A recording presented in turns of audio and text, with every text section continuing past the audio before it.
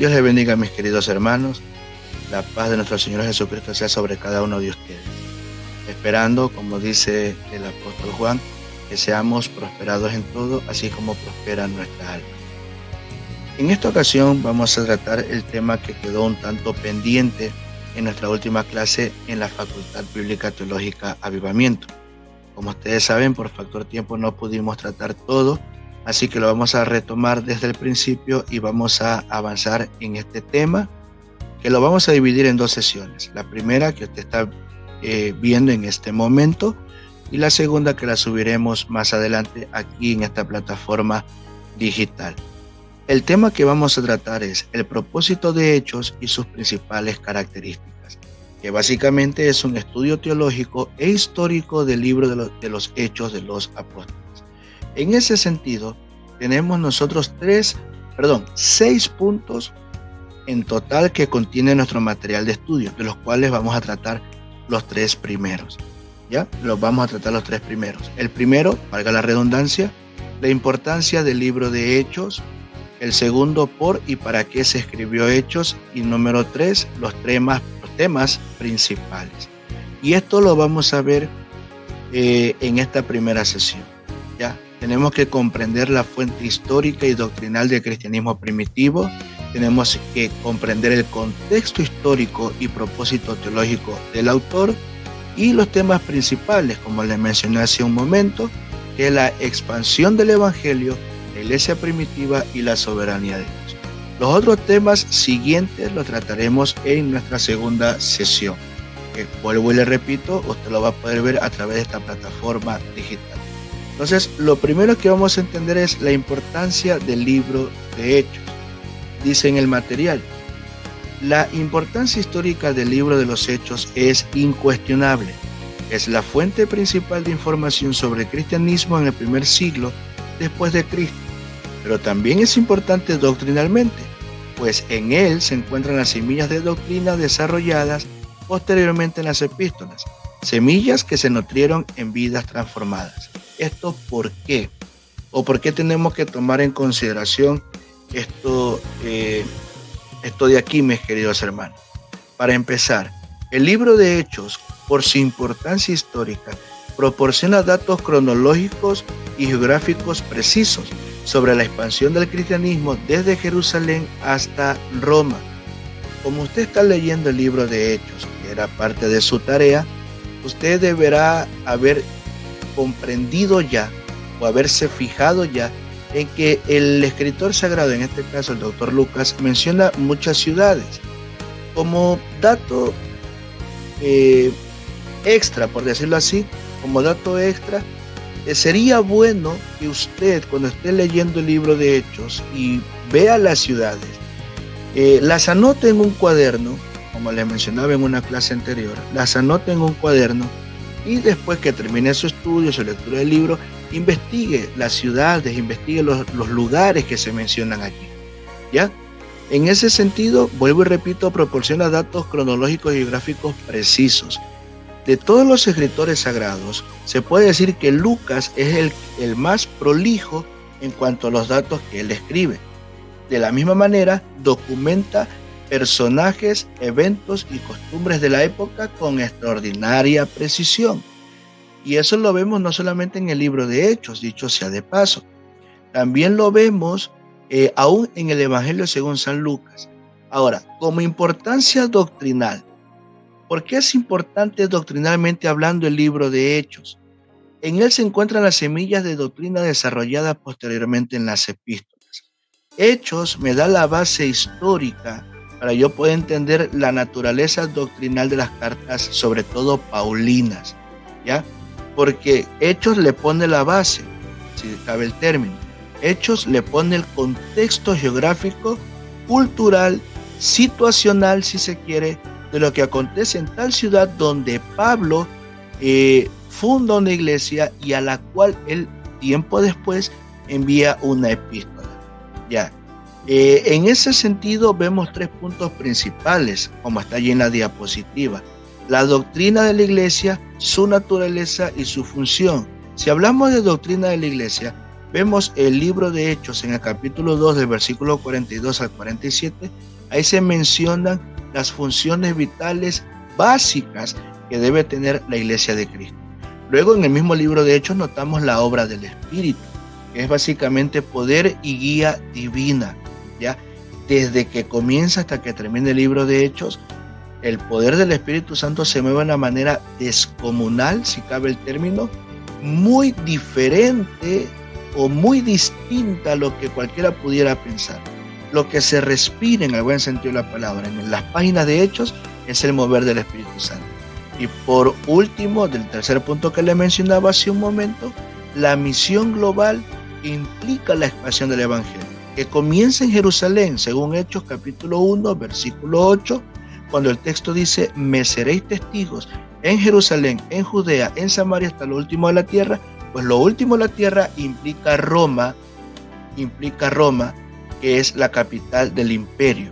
Entonces, cuando abrimos el libro de Hechos de los Apóstoles, no estamos simplemente ante una historia de la iglesia primitiva, sino ante una obra cuidadosamente diseñada con un propósito teológico, pastoral y misionero muy definido, ¿ya? Muy definido. Ahora, ¿por qué se escribió Hechos? Cuando nos preguntamos el por qué y el para qué de Hechos, estamos tocando el corazón mismo del libro, su motivo y su intención. No es un relato al azar, es una obra cuidadosamente compuesta, con fines muy concretos en la mente del autor humano y por encima de él, del autor divino. Yo le mencionaba en clases anteriores que el libro de Hechos, si lo pudiéramos catalogar de alguna manera, es un libro histórico selectivo. Yo le mencionaba también en otras clases, dicho sea de paso, que Hechos narra los primeros 30 años de la iglesia primitiva.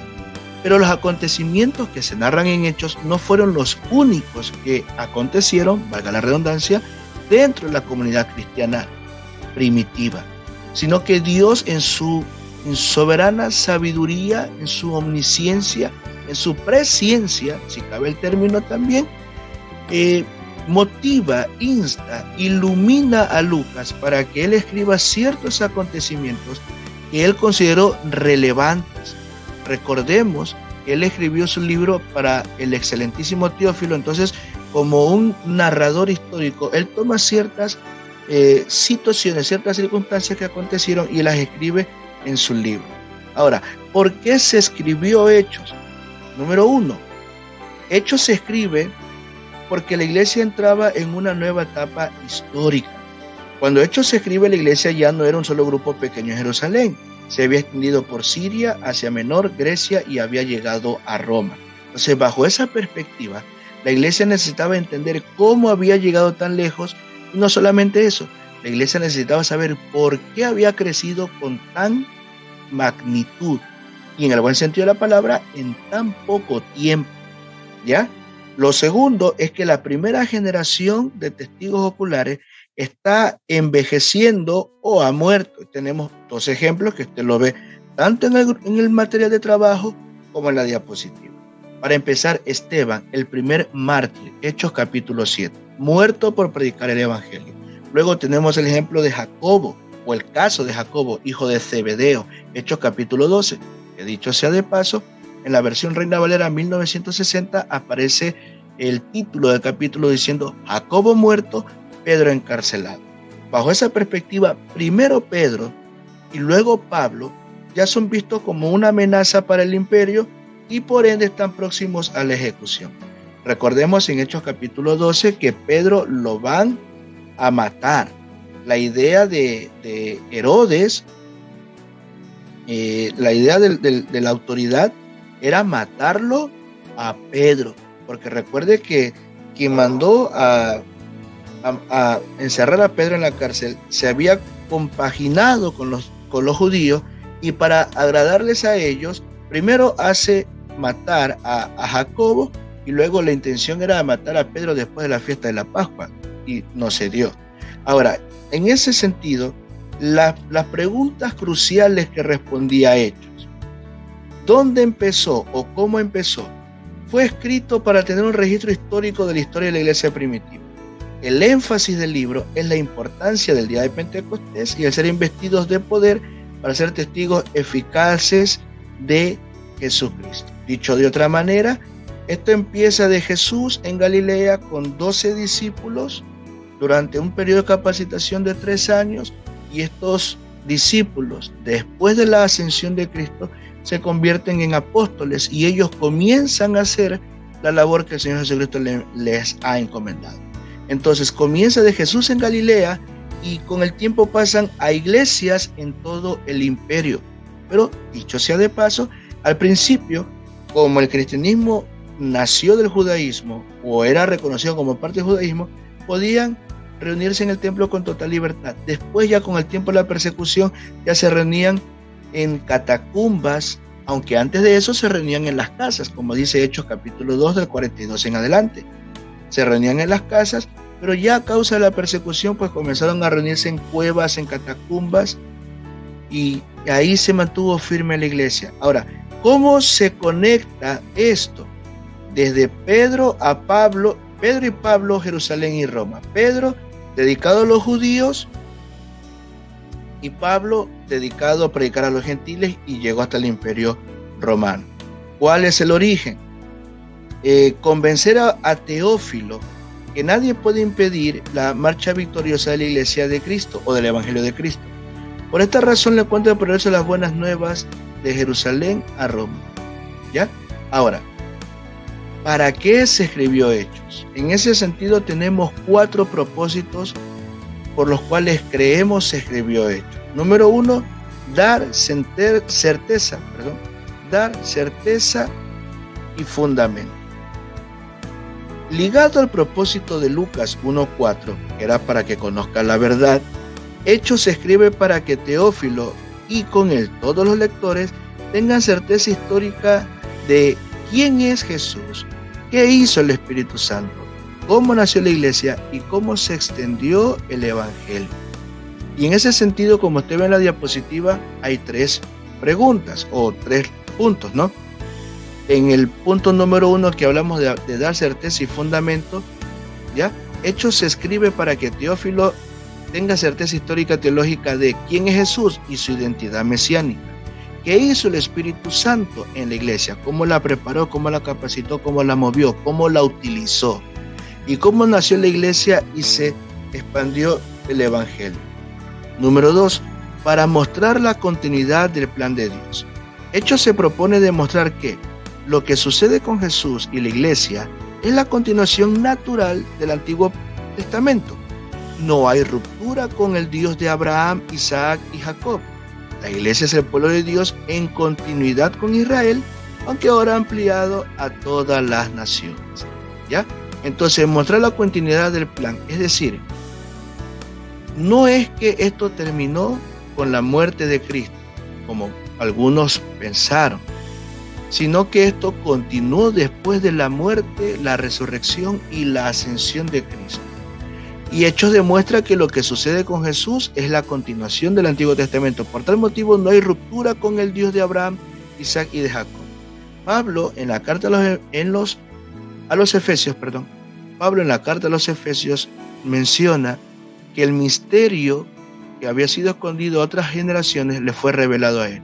Que los gentiles, es decir, los que no son judíos, son parte y son coherederos de las promesas y del pueblo de Dios, parafraseando el versículo. Número 3, para presentar a Cristo resucitado, obrando por su iglesia. Según Hechos 1:1, habla de lo que Jesús comenzó a hacer y a enseñar. El libro muestra lo que Jesús sigue haciendo, ahora de manera invisible, pero real, por medio del Espíritu Santo. Por tal motivo vemos que Cristo no está ausente, está activo por su Espíritu. Él no nos dejó, Él no nos abandonó. Él dijo en el Evangelio según San Juan que era necesario que Él se vaya o que Él regresara al Padre, parafraseando el versículo, porque si no, entonces el Consolador no podría venir para con nosotros o hacia nosotros. ¿Ya? Entonces vemos el cuarto punto, que es dar un modelo a la iglesia. Hechos también se escribió para ser ejemplo y modelo. ¿Modelo de qué? cómo oraban los primeros cristianos. Y el libro de Hechos menciona varias veces en el pueblo cristiano, la comunidad de creyentes oraba y cómo oraba, cómo predicaban. El mismo libro de Hechos nos menciona, nos muestra la predicación de Pedro, la predicación de Pablo en Atenas, por ejemplo, la predicación de Felipe con el etíope, ¿verdad? Entonces ahí son modelos en la cual usted puede ver cómo los creyentes, más que predicar, hablaban de Jesús. Número 3, cómo elegían líderes. ¿Ya? Y que dicho sea de paso, Hechos capítulo 6, que habla de la elección de los 7 diáconos, se ha vuelto, por decirlo de esta manera, el modelo a seguir de cómo elegir líderes para nuestras congregaciones. Porque de los requisitos que se habla para los diáconos, se dice que deben ser varones llenos del Espíritu Santo, de fe y de buen testimonio, ¿ya? Y cómo manejaban los recursos, cómo reaccionaban a la persecución, cómo resolvían conflictos internos, cómo compartían, cómo trabajaban. El libro de Hechos nos presenta un gran modelo de cómo trabajaba la iglesia primitiva. Por eso, no se trata de copiar cada detalle cultural, sino de asumir la centralidad de la palabra. ¿Esto qué quiere decir? Que la prioridad la tiene la palabra, o que lo que vamos a hacer como modelo de iglesia, o seguir el modelo de la iglesia de Hechos, tiene que estar basado en la palabra, no en lo que yo creo, no en lo que yo pienso, no en lo que yo me imagino, no en lo que yo asumo, no, en la centralidad de palabra. Número 2, la dependencia del Espíritu. Oiga, si nosotros hablamos que el libro de Hechos es el libro que más demuestra el poder y el accionar del Espíritu Santo, por ende es necesario entender que el libro de Hechos muestra cómo la iglesia dependía del Espíritu Santo. Si usted recuerda, en el libro de Hechos, en el capítulo 4, se dice que cuando fueron liberados los apóstoles Pedro y Juan, después de haber sido azotados, se les amenazó que no predicaran en el nombre de Jesús para no tener que encarcelarlos ni mucho menos matarlos, por decirlo así. ¿Qué hizo la iglesia? La iglesia oró. Cuando Pedro fue encarcelado, Hechos capítulo 12, una vez más, ¿qué hizo la iglesia? Hay un versículo en Hechos capítulo 12, el cual narra que la iglesia estaba orando por Pedro. ¿Esto qué significa o esto qué implica? Que la iglesia primitiva, en todo momento, en todo lugar y para toda circunstancia, oraba, y no solamente oraba, dependía del Espíritu para que el Espíritu Santo le guiara a hacer lo que debía hacer. Y por último, la comunión fraterna. La comunión fraterna. Oiga, dice el libro de Hechos que ellos tenían todas las cosas en común. Todas las cosas en común. Y no solamente eso. Hechos capítulo 4, en el final de los últimos versículos, habla de un varón levita, natural de Chipre, llamado Bernabé, cuyo nombre traducido es hijo de consolación. Dice la escritura que él tenía una heredad y que él no pensó 2 veces, sino que él tomó esa heredad, la vendió y trajo el dinero, dice el texto, a los pies de los apóstoles.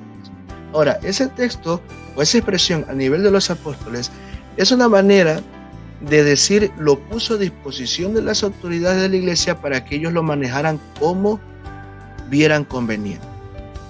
Si nos damos cuenta, mis queridos hermanos, en la iglesia actual, y permítame mencionar esto, en la iglesia actual, cuando se pide una colaboración, permítame incluirme, habemos muchos cristianos que cuestionamos no solamente la cantidad que vamos a dar, sino el por qué y el para qué se va a utilizar esa cantidad de dinero. Mire que la iglesia primitiva tenía una comunión muy fraterna. Dice la escritura que tenían todas las cosas en común, y le mencioné hace un momento el caso de Bernabé, que vendió su heredad para ponerla a los pies de los apóstoles. Ahora alguno dirá, es que ahí se veía la necesidad, ahí sí se veía la necesidad y por eso había que compartir. Hermano, si nosotros nos ponemos a estar viendo cuándo hay y cuándo no hay necesidad, créanme que se endurece el corazón. se endurece el corazón y nos estamos volviendo selectivos al momento de dar una ofrenda para el Señor. La comunión fraterna nos hace ver que ellos tenían en común todas las cosas y que compartían con alegría y sencillez de corazón. Nadie se creía más que nadie, nadie era más que nadie. La iglesia, la comunidad de creyentes era, en el buen sentido de la palabra, una familia. Ahí sí cabe el término de decir la familia de la fe. Todos se trataban como hermanos, pero como si fuesen hermanos de sangre. Todos se trataban tan bien, mis queridos hermanos. Todos se trataban tan bien que ellos no estaban cuestionando lo que el otro hacía con su dinero, en el buen sentido de la palabra. No estaban cuestionando lo que daban de ofrenda, sino que lo ponían al pie de los apóstoles y ellos lo manejaban guiados por el Espíritu Santo. ¿Ya? Ahora, veamos el punto 3. Veamos el punto 3 y este es el último punto que vamos a tratar en esta primera jornada de clases. ¿Ya? La expansión del Evangelio. Hechos 1:8 es el eje estructural del libro. Los temas principales constituyen el corazón del relato y el motor de la narrativa. Por tal motivo, el eje estructural del libro se basa en Hechos capítulo 1, versículo 8, que dice: pero recibiréis poder cuando el Espíritu Santo venga sobre vosotros, y me seréis testigos en Jerusalén, en toda Judea, en Samaria y hasta lo último de la tierra. Y esta progresión geográfica espiritual guía toda la narrativa. ¿Ya? La expansión del Evangelio, resumida en Hechos 1:8, no es solo un mandato misionero, sino que es el esquema estructural de todo el libro. Jesús establece una progresión geográfica y espiritual que guía la narrativa desde Jerusalén hasta Roma. Ahora, los componentes claves de Hechos 1:8. El poder, el griego dunamis. El texto aclara que la expansión no ocurre por esfuerzo humano, sino por el poder del Espíritu Santo. ¿Ya? Recibiréis poder. La palabra poder, yo lo mencioné, dicho sea de paso, en las primeras jornadas de clase de esta materia. La palabra poder en griego es la palabra dunamis. Si usted recuerda una vez más el ejemplo que le mencioné la vez anterior, hace años atrás existieron bicicletas, las modelo Chopper o las que llamaron después modelo Panadera, que traían un dínamo. El dínamo se lo pegaba a la llanta, o se lo juntaba a la llanta, y cuando giraba la llanta el dínamo se accionaba y generaba poder, y eso prendía un bombillo que traía la bicicleta y alumbraba el camino. Entonces la palabra dinamis implica eso, poder, pero es un poder que viene desde adentro, un poder que surge desde dentro de la persona, pero ese poder no es un mero esfuerzo humano. Vaya, si una persona quisiera predicar el Evangelio de buenas a primera por su esfuerzo humano, créame que no lo va a poder hacer. Porque ante la más mínima prueba, la más mínima dificultad, no va a tener la capacidad de poder hablar de Cristo. Esto se logra simple y llanamente por el poder del Espíritu Santo. ¿Por qué? Porque el poder del Espíritu Santo es el que te mueve a predicar, a hablar de Cristo. Dice el apóstol Pablo en la carta a los Corintios que nadie puede decir nadie le puede decir a Jesús Señor si no es por el Espíritu Santo, obviamente. Ahora, ¿qué implica esto? Que la misión no depende de estrategias humanas, sino la dependencia total del Espíritu. Ojo con lo que les voy a decir. Cuando hablamos que la misión no depende de estrategias humanas, estamos hablando de que la misión no depende de lo que yo como ser humano pueda hacer, porque ahí le va. Cuando nosotros vamos a evangelizar, sea de puerta en puerta, sea haciendo un aire libre, haciendo una campaña, esas son, en el buen sentido de la palabra, estrategias humanas, estrategias que se crearon para anunciar el mensaje de salvación. Pero que las personas sean salvas no depende de la estrategia per se, no depende de lo que yo como cristiano hago para anunciar el Evangelio. que la persona venga a los pies de Cristo depende de que el Espíritu Santo toque y transforme esa vida. Por ende, la misión de predicar, la misión de anunciar las buenas nuevas de salvación, no depende de la iglesia, no depende de estrategias humanas, sino que depende de la comunidad, de la dependencia, valga la redundancia, del Espíritu. Ahora, la función de los testigos. Los apóstoles no son solo maestros, sino testigos oculares, en griego la palabra martis, de la vida, muerte y resurrección de Cristo. ¿Ya? Los apóstoles no son solamente maestros, o sea, no solamente se limitan a la función de la pedagogía o de la enseñanza, ¿ya? Sino que depende de que ellos fueron testigos oculares de la vida, muerte, resurrección de Cristo. Esto me lleva al libro de Hechos, en el capítulo 4, cuando los principales escribas y fariseos le dicen a los discípulos, específicamente a Pedro y a Juan, le dicen y los conjuran a que no prediquen más en ese nombre, es decir, en el nombre de Jesús. Ya les advierten, les dicen, ustedes no pueden predicar más en ese nombre, palabras más, palabras menos, ¿no?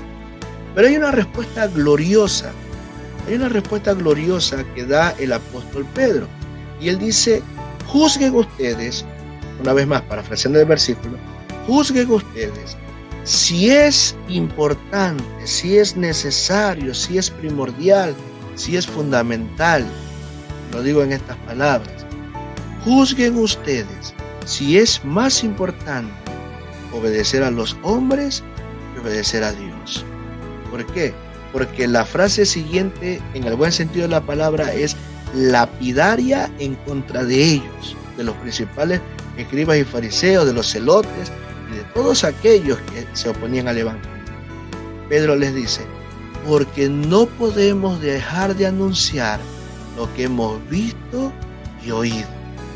Y esa frase es lapidaria, porque los principales escribas y fariseos sabían, los habían reconocido como discípulos de Jesús. Textos anteriores a Hechos capítulo 4 lo mencionan.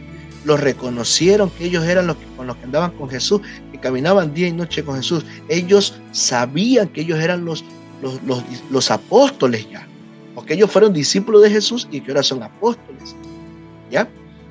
Por eso es que Pedro le dice, juzguen ustedes si es más importante obedecer a los hombres que obedecer a Dios, porque no podemos dejar de anunciar, no podemos dejar de hablar de lo que hemos visto y oído. Y eso nos lleva a la siguiente implicación, que el testimonio cristiano está basado en evidencia histórica, no en especulación. Y no solamente en evidencia histórica, diría yo también en evidencia vívida, ¿ya? En la evidencia o en la experiencia vivida de cada uno de los que anunciaban el evangelio. Es por esta razón, dicho sea de paso, que una persona que ha venido a los pies de Cristo, que ha sido transformado por el poder del evangelio, no puede dejar de hablar de Cristo, porque es algo que él vivió o que ella vivió, es algo que esa persona experimentó, que le cambió la vida. Y no solamente eso, él quiere compartir aquello que le cambió la vida, lo quiere compartir con los demás, ¿ya? Entonces el testimonio cristiano está basado en evidencia histórica y experiencia vivida, no solamente, o no en especulación, mejor dicho. No es ninguna especulación, no es algo que uno se puede imaginar, no, es algo que la iglesia primitiva vivió. Ahora, vamos a ver las 3 etapas geográficas de la expansión. El libro de los Hechos se divide siguiendo exactamente ese orden. La misión en Jerusalén del capítulo 1 al capítulo 8. Entonces, vemos allí que la misión comienza en el centro del judaísmo. El evento clave en ese sentido es Pentecostés, según Hechos capítulo 2, donde el Espíritu desciende y miles se convierten tras el primer discurso o la primera prédica de Pedro. La misión comienza en el centro del judaísmo. Recuerden que Jesucristo le dice a los discípulos, no he sido sino enviado a las ovejas perdidas de Israel. Entonces ellos comienzan a predicar el evangelio dentro de la iglesia, dentro del pueblo de Jerusalén. ¿ya? Y comienza en el centro mismo del judaísmo. Y el evento clave es Hechos capítulo 2, el derramamiento del Espíritu Santo en la fiesta de Pentecostés. Eso tengamos muy en claro. El derramamiento del Espíritu Santo en la fiesta de Pentecostés, porque era una fiesta nacional en Israel cuando se derrama el Espíritu Santo. Luego vemos que es en Judea y Samaria, del capítulo 9 al capítulo 12. Ahora, en ese sentido, la persecución tras la muerte de Esteban obliga a los creyentes a dispersarse, lo que irónicamente acelera la expansión. Felipe lleva el mensaje a los samaritanos, históricamente despreciados por los judíos, y Pedro abre la puerta a los gentiles con la conversión de Cornelio. Ahora bien, la persecución se da a causa de la muerte de Esteban. El primer mártir, capítulo 7 de Hechos. Y muchos teólogos y comentaristas bíblicos han sugerido que esto era justo y necesario de hacer, porque tal parece que la iglesia no quería salir de Jerusalén. Pero no es que no quería salir porque no quisiera, sino porque de alguna manera su mentalidad no había sido transformada y cambiada a lo que el Cristo de la gloria quería. Por eso, en ese sentido, los eventos claves en cuanto a Judea y Samaria son dos. Felipe en Samaria, que se encontró predicando en Samaria, Felipe que le predica a los etíopes, y ahí vemos ya, si cabe el término, el primer aviso de la predicación del evangelio a los no judíos, porque según datos extrabíblicos e históricos, se dice que la iglesia cristiana de Etiopía desciende directamente del funcionario etíope a quien Felipe le predicó. Y luego vemos Hechos capítulo 10, cuando Pedro le predica a Cornelio. Ahora bien, yo le mencionaba a usted que la iglesia no quería salir de Jerusalén, no porque no quisiese, sino porque había todavía una barrera mental, si se quiere, una barrera mental donde ellos no se abrían a predicar a los gentiles. Y eso lo vemos en el estudio de Hechos capítulo 10, sobre todo, iba a decir versículos 34 y 35, que es el pasaje clave en ese capítulo, pero comenzando desde la visión de Pedro que tuvo con todos los animales, y luego cómo Dios cambia su mentalidad, a punto que Pedro dice: ustedes saben que para un judío es abominación estar con los gentiles, pero Dios me llamó, dice Pedro, y me dijo que no le diga inmundo a lo que él limpió. Ahora, lo tercero, hasta los confines de la tierra, desde el capítulo 13 al capítulo 28. Y en ese sentido, el enfoque se traslada de Pedro a Pablo. A través de sus 3 viajes misioneros, el evangelio llega a Asia Menor, Grecia y finalmente a Roma, la capital del imperio y símbolo del mundo conocido de la época. ¿Ya? El símbolo conocido de la época. En ese sentido, los eventos claves son los 3 viajes misioneros que hace Pablo. Y eso nos lleva al significado actual, el desafío que plantea Hechos 1:8. Para las comunidades contemporáneas, en nuestra actualidad, este versículo se interpreta a menudo como esferas de acción simultáneas, es decir, Jerusalén, el entorno inmediato, nuestra familia, nuestros parientes, por ende nuestra ciudad, Judea y Samaria, la región cercana y aquellos grupos sociales que son culturalmente diferentes o despreciados. Y por último, los confines de la tierra, el compromiso con la misión global y transcultural. Ahora bien, vamos a ver, para ir terminando, la iglesia primitiva. La iglesia primitiva, el fundamento de la vida comunitaria que tiene que ver con la coinonía. Y en ese sentido vemos que el libro detalla el origen de la comunidad cristiana, destacando su comunión, su coinonía, la oración compartida, la enseñanza de los apóstoles y el cuidado mutuo de los bienes. ¿Ya? El fundamento de la vida comunitaria, y en ese sentido, La característica más distintiva era la unidad profunda entre sus miembros. Según Hechos capítulo 2 del 42 al 47 y del capítulo 4 del 32 al 35, la vida diaria se centraba en 4 pilares fundamentales. ¿Ya? La enseñanza de los apóstoles, palabra de Dios. Dice el libro de Hechos en el capítulo 2, versículo 42 en adelante, que ellos perseveraban cada día en la doctrina de los apóstoles. Ellos perseveraban cada día en la doctrina de los apóstoles. ¿Esto qué implica? ¿O esto qué significa? Que ellos estaban atentos a lo que mencionaba la enseñanza que daban los apóstoles. Luego tenemos la comunión fraternal, que es la koinonía.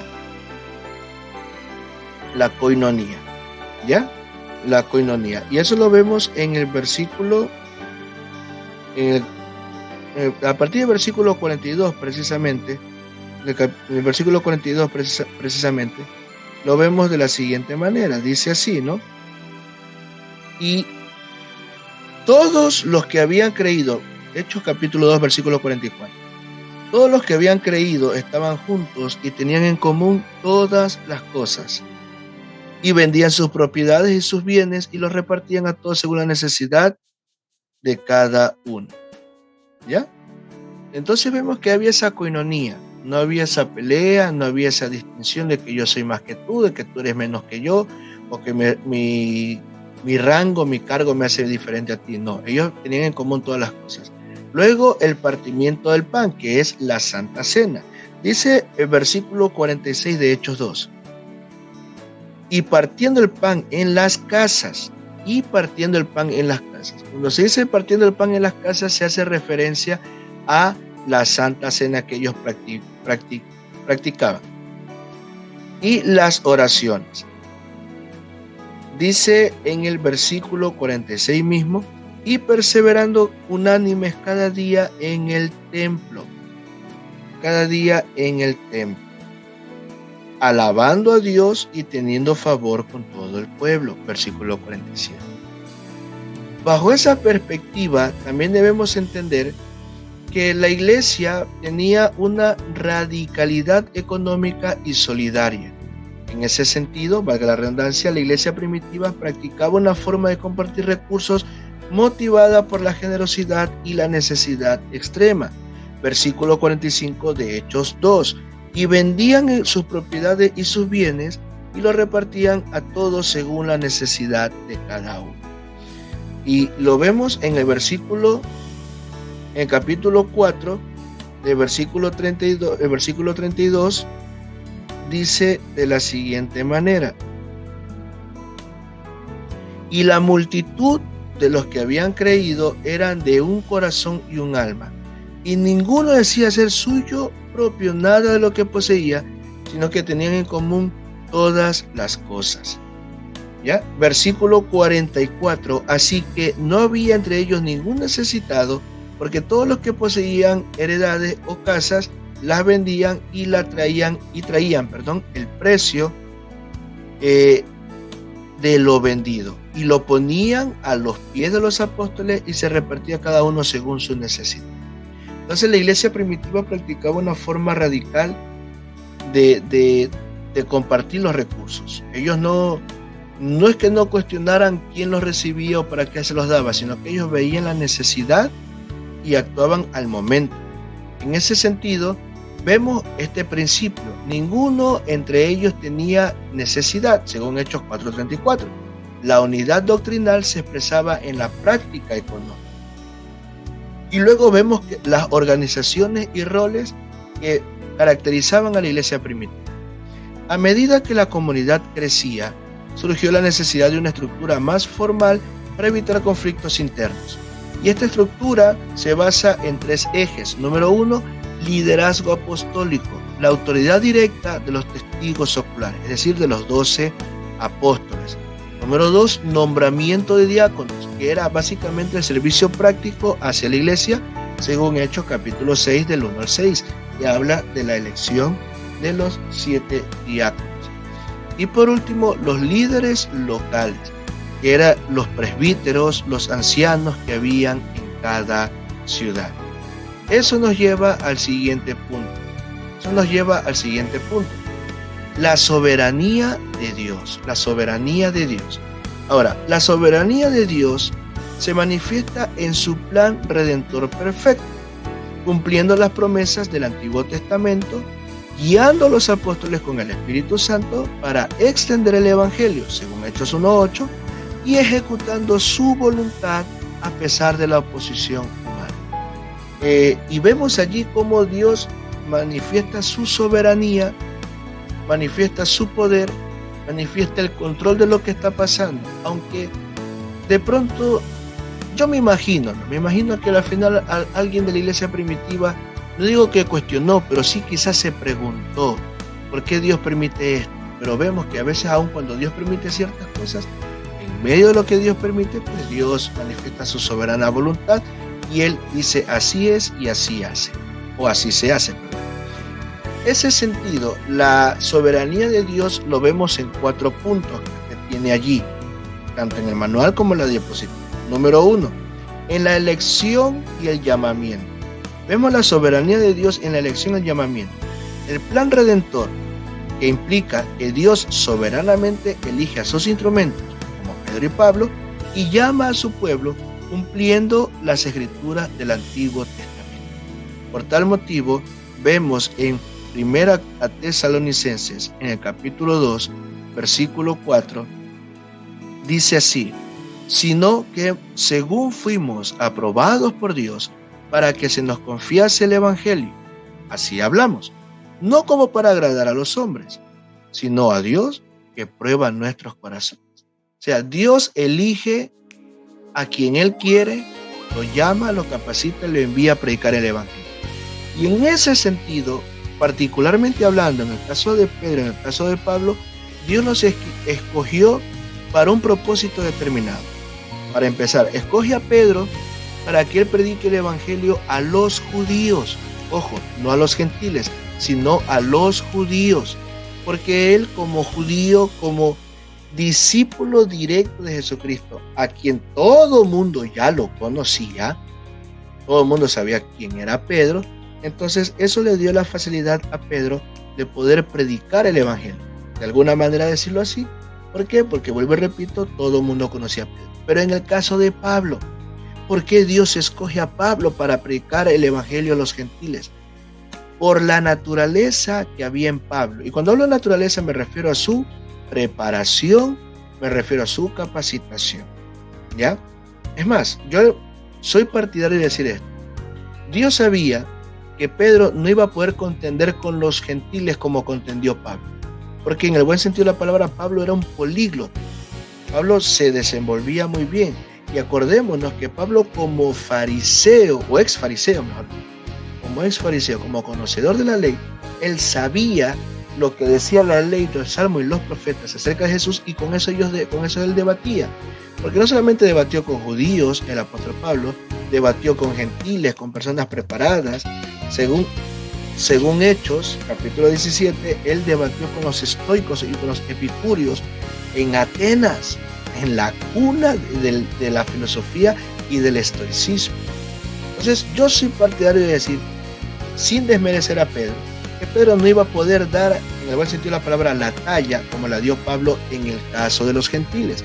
Por eso es que Pablo dice en el versículo 4, 1 Tesalonicenses capítulo 2, sino que según fuimos aprobados por Dios para que se nos confiese el Evangelio, así hablamos. Lo segundo, en la soberanía de Dios la vemos en el Espíritu Santo. El Espíritu Santo, soberanamente dado, guía a los discípulos, les da poder y les revela la voluntad de Dios.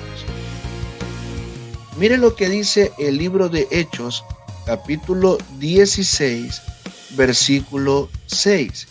Dice de la siguiente manera: y atravesando Frigia y la provincia de Galacia, les fue prohibido por el Espíritu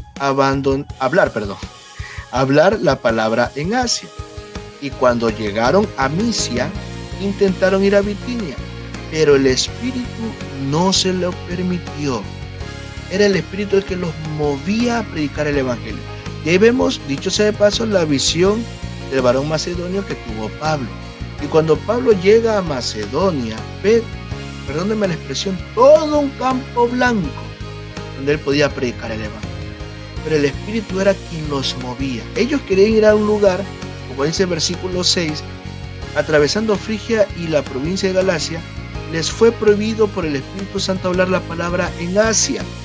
Se dice que en ese momento ellos querían ir a Asia a predicar el evangelio, pero el Espíritu les impidió. Y que el primero que llegó a predicar el evangelio en Asia fue Apolo. Por eso es que Pablo dice en primera carta a los Corintios: yo sembré, Apolo regó, pero el crecimiento lo ha dado Dios. Y en otro versículo él dice: ¿quién es Pablo, y quién es Apolo? Servidores por los cuales habéis creído, nada más. Punto 3.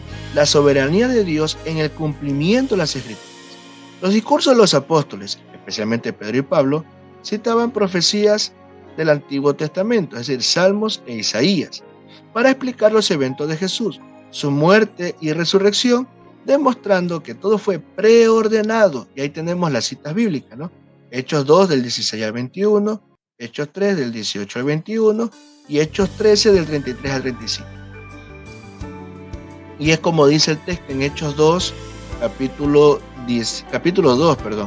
Hechos capítulo 2, versículo 16, que dice de la siguiente manera: mas esto es lo dicho por el profeta Joel.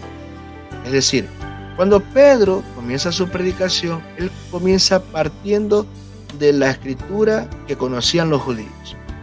Cuando Pablo predica el evangelio, al principio que comenzó predicando a los judíos y luego a los gentiles, Pablo parte de las escrituras, de toda la Tanaj, la ley, los salmos y los profetas.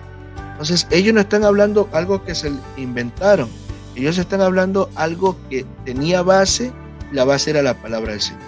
Y cuarto, con esto terminamos, una vez más, en la soberanía de Dios en el control de la historia y de la iglesia. ¿Por qué? Porque esto daba protección y libertad. Dios protege a sus siervos, según Hechos capítulo 12, y frustra los planes de sus enemigos, según Hechos 4 y 5, mostrando que su reino es invencible. En ese sentido, nadie puede impedir la marcha victoriosa del Evangelio. Por tal motivo, vemos que la historia no es un conjunto de coincidencias, sino el teatro donde se despliega el plan soberano de Dios. Y así, mis queridos hermanos, llegamos al final de esta primera sección, de esta primera clase. La segunda parte de este tema, que es el propósito de Hechos y sus principales características, la estaremos viendo en los siguientes días a través de esta plataforma digital. Que el Señor les bendiga, que el Señor les guarde y adelante con Cristo.